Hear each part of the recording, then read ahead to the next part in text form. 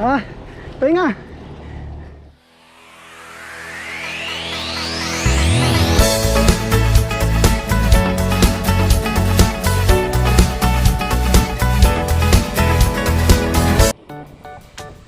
Good day mga ka-trip at welcome po ulit dito sa aking channel.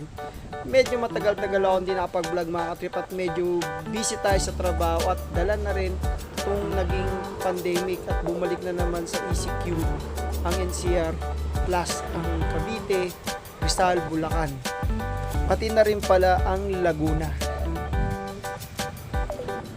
At ngayong GCQ na mga ka-trip pero yung pagka GCQ nila medyo mahigpit kaya hindi pa tayo makakapaglayo-layo.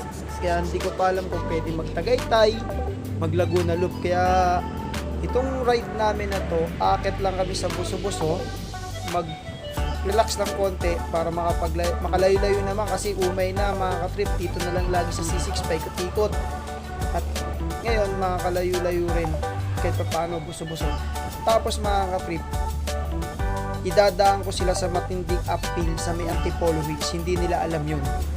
Ang alam lang nila, magbubuso-buso lang kami dahil then, pabalik na uli, pababa na yun. Pero hindi nila alam, idadaan ko sila doon sa matinding ahon. Titignan ko kung kakayanin ba nila o mabubudol ko sila. Or sino yung mabubudol? Sila ba o ako? Kasi mga ka-trip, first time ko lang din umakit doon. Naakit ko yun nakamotor. Pero ito, first time ko lang siya akyatin ng nakabike. Nga pala, kung bago pa lang kayo dito sa aking channel, alam na yan. Kailangan pa bang i-memorize yan? I-click na yan para lagi kayong updated sa lahat ng aking mga trip. Kaya sit down, relax, at enjoy watching mga ka-trip. Let's go!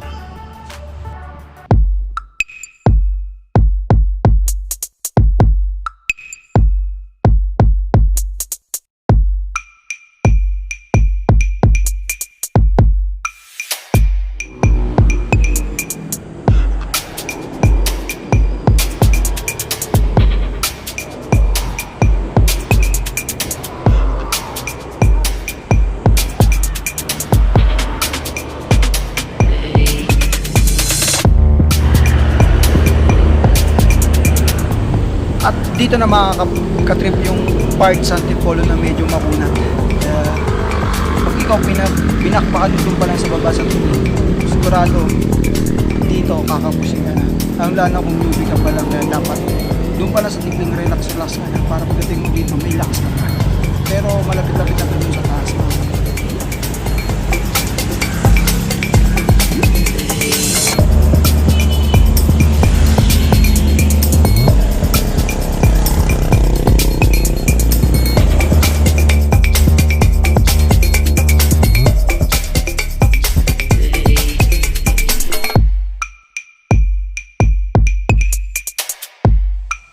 Pangiti-ngiti lang yung apat na kasama ko pero hindi nila alam bubudulin ko sila.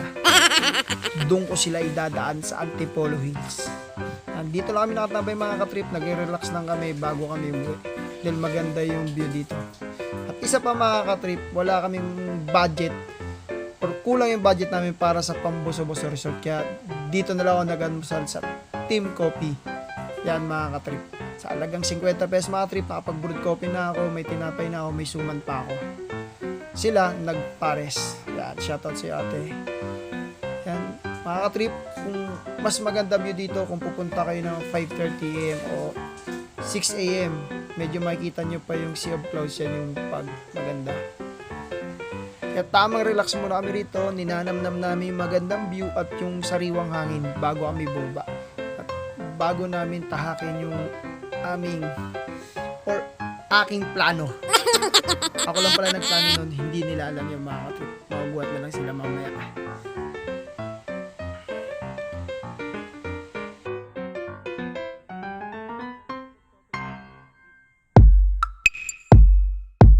Sa mga ka-trip, yung mga kasama ko na yan, papahinga lang yan. Pero mamaya, maganda bakbakan ang gagawin namin. Dito lang kami dadaan. Yan, so shortcut lang kami na matinding ahonan. Para mga trip, subaybayan nyo na lang para namin akatin yung simpleng daanan na yan. Shortcut pa, simbahan. Okay.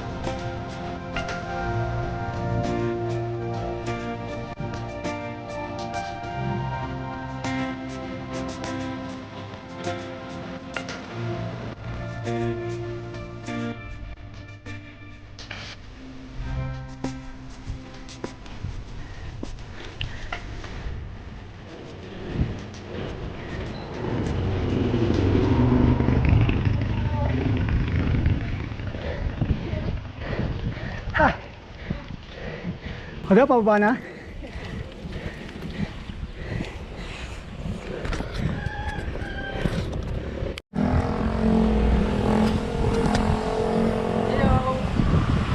Yan, masaya pa sila idol. Masaya pa yung mga idol ko. Pagliko namin ito mamaya sa kaliwa, bahala na sila. Kanya-kanya na to.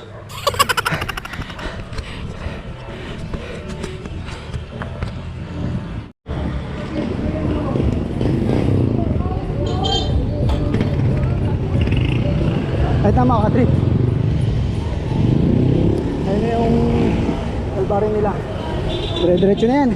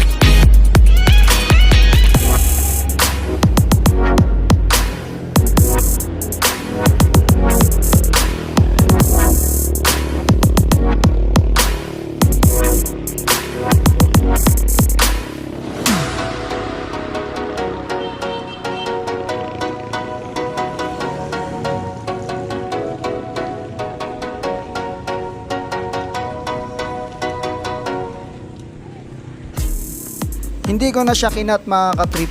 Nasa inyo na yan kung i-pass forward nyo o hindi. Ang akin lang, ba't hindi ko siya kinat? Hindi para ipagyabang sa inyo na kaya ko siyang akitin. Pinapakita ko lang sa inyo kung gaano siya kataas at gaano siya kahaba. Para kung sakaling maisipan nyo na mag-ride dito, alam nyo na kagad kung saan yung pinakataas dito. At tamang pacing lang dito mga katrip kasi nga medyo na laspag din ako doon papuntang Buso-Buso kasi first time ko ulit umakit doon sa Tagal. At dito hindi ko na rin naman kaya bakbakin to, baka maubusan din ako. Kahit alam kong way na to, kahit alam ko kung saan yung pinakataas nito, pero nadadaanan ko kasi siya nakamotor.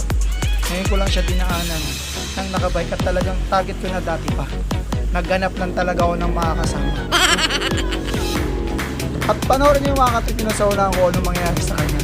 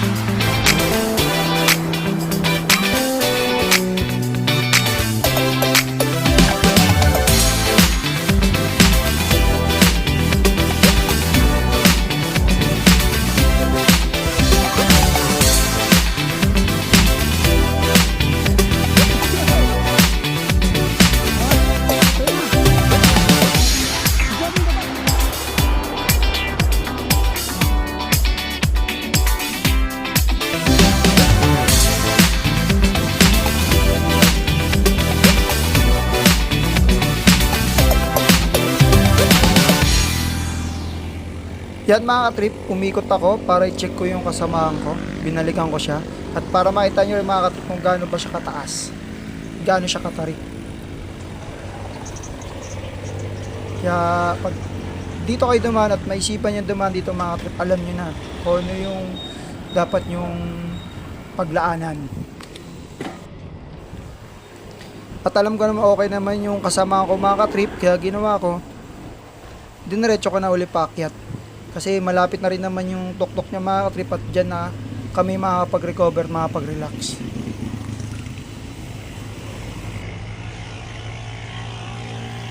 At natatanaw ko na rin nagpapahinga yung mga kasamahan ko doon, yung mga batang bumakba kanina. Ang lalakas, grabe. Parang ako yata yung nabudol dito mga ka-trip ha. Imbis na sila yung bubudulin ko, parang ako yung nabudol nila. Budol sa sarili.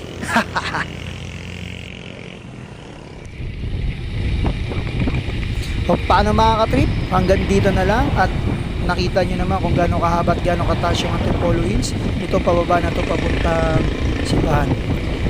Nga pala mga ka-trip, ulitin ko kung bago pala kayo dito sa aking channel, alam na yan, kailangan pa bang i-membership? I-click na yan para lagi kayong updated sa lahat ng aking mga trip.